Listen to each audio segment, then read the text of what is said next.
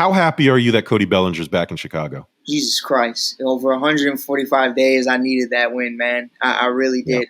Yeah. What we were able to do last year was phenomenal. And covering the AAA team and the AA team, covering all of it, as much as I have as a journalist, has been phenomenal. Like, I believe in these prospects. I believe in what they have the intangibles to do, but I was so vocal all off season long. Even with Mike, Mike and I did our shows on the Divide, and we talked about, like, listen, P. Crow Armstrong's cool. Shout out Mike Powers for giving me PCA for Javier Baez. Still loving that.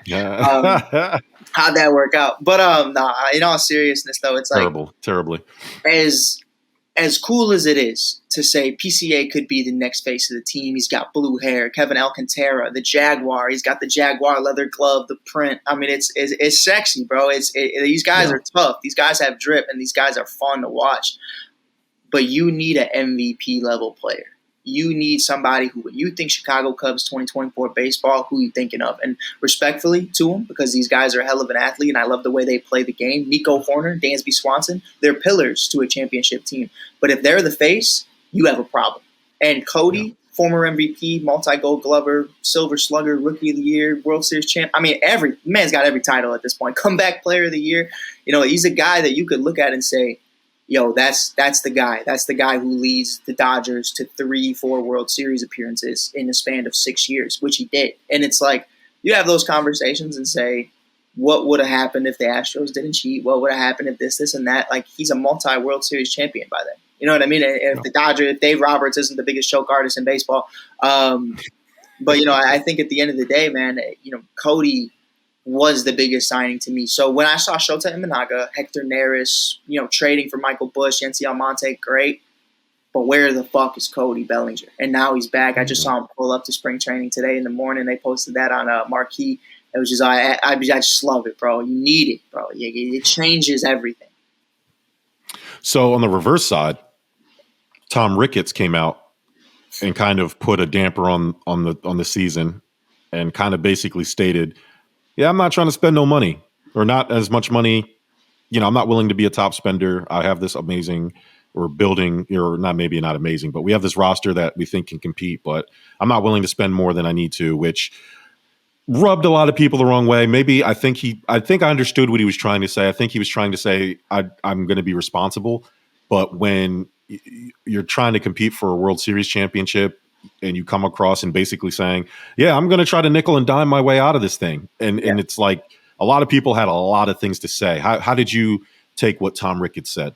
Well, I'll break it down the best way I can. You know what I mean? Anthony Rizzo and Kyle Schwarber are probably the only guys who have had success since leaving. Chris Bryant has been a shell of himself and hasn't been able to stay healthy. Javier Baez couldn't hit water if he fell off the Titanic on a cold April night. You know what I mean? It's just what it is. And it's like, it's one of those things for me where it's like, I'm mad about it because I would have loved to keep the core as a fan, but I've also seen how they moved and the money that they've done. And it's like, it hasn't been horrible. Now, Theo had a couple mess ups. That Jason Hayward contract in hindsight wasn't great, but Jason Hayward, this is not a Jason Hayward slander pod whatsoever. Like, I love Jay Hay to this day. Right.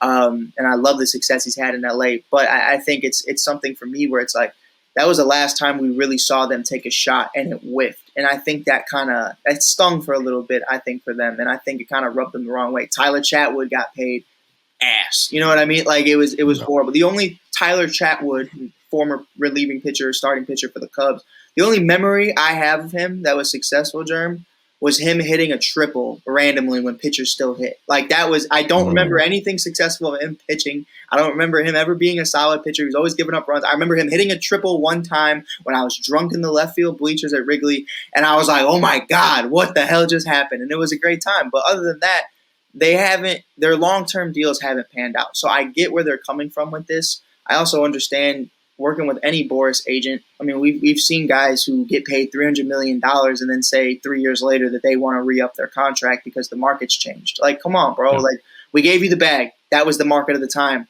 Now be okay with that. You know what I mean? You don't always have to be like the Manny Machados of the world. You don't always have to be the biggest nuts in the room. You know what I mean? Like, it's okay to just have 300 mil, man. You don't need 4. Like, let's win a championship. And it's like, I think they've gone about it the right way. There hasn't been a time where I was like, you needed him. Because even when I thought they were like, listen, they moved on from Nick Castellanos. Castellanos had a great career with the Reds.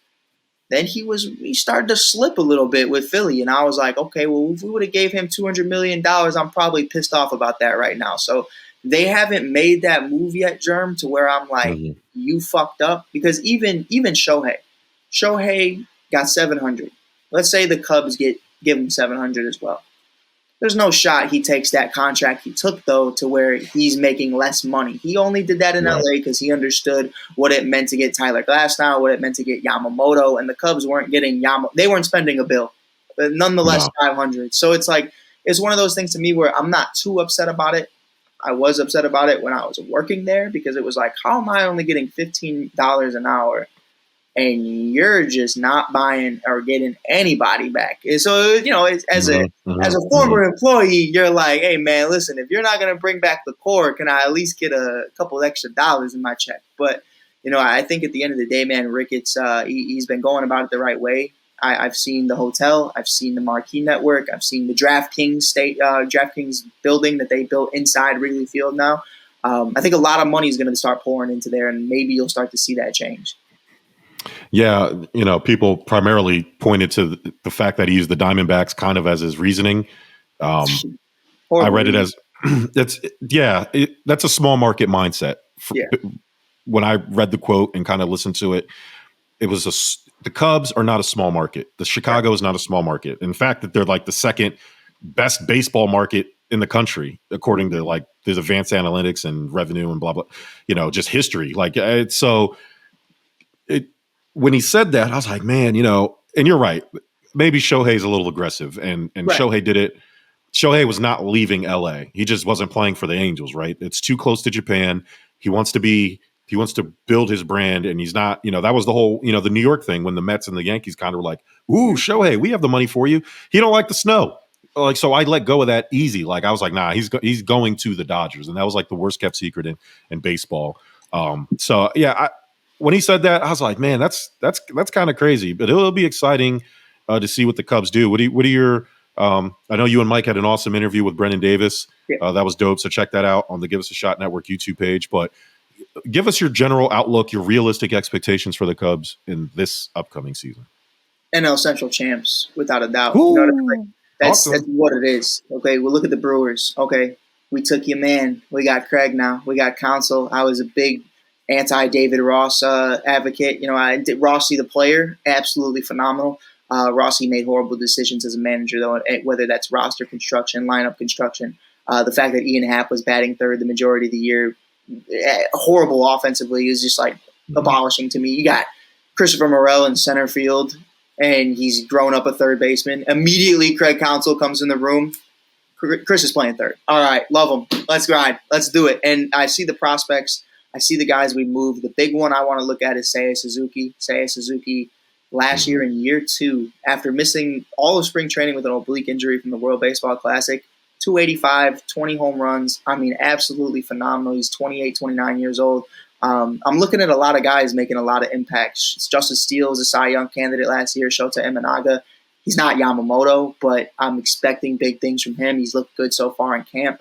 I mean, look at it for what it is. You understand the cards, cool. Lance Lynn, cool. Old heads, that's fine. I'll pay attention to Paul Goldschmidt. I'll pay attention to Nolan, and obviously they got that kid Jordan Walker, who I got to see in person. The kid's a monster. But other than that, man, I'm not quite concerned. I love the Reds, but like I said, there's pillars, right? And you have these young cats who have never won anything. The big thing about the last Cubs core, I always compare it to Rizzo, Bryant, Baez, Russell, all these guys, young guys, Kyle, all of them. That's great. Who are your pillars? You bring in a Gold Glover. You bring in a guy who had success with the Cards and the Braves and a Jason Hayward. You bring in a World Series champion in Ben Zobrist. You bring in John Lester. You bring in these big names who have been in the league before, David Ross, Miguel Montero, guys who have won, because you need those guys to mentor the young ones. We have Dansby Swanson, won a World Series. We have Cody Bellinger, won a World Series. Jan Gomes won a World Series. You have all these guys who are coming into the fold. Jameson Taillon, maybe he didn't win a World Series, but that Yankees organization still teaches you winning, whether people want to say that or not. I believe it. And it's one of those things for me where it's like, you have all the pillars in the world, and now all the prospects are slowly coming in. You let the kids play while you let the adults teach them. I mean, man, they're going to be a fucking masterclass to me. If I think they're the Cinderella team, they're the Arizona Diamondbacks of last year.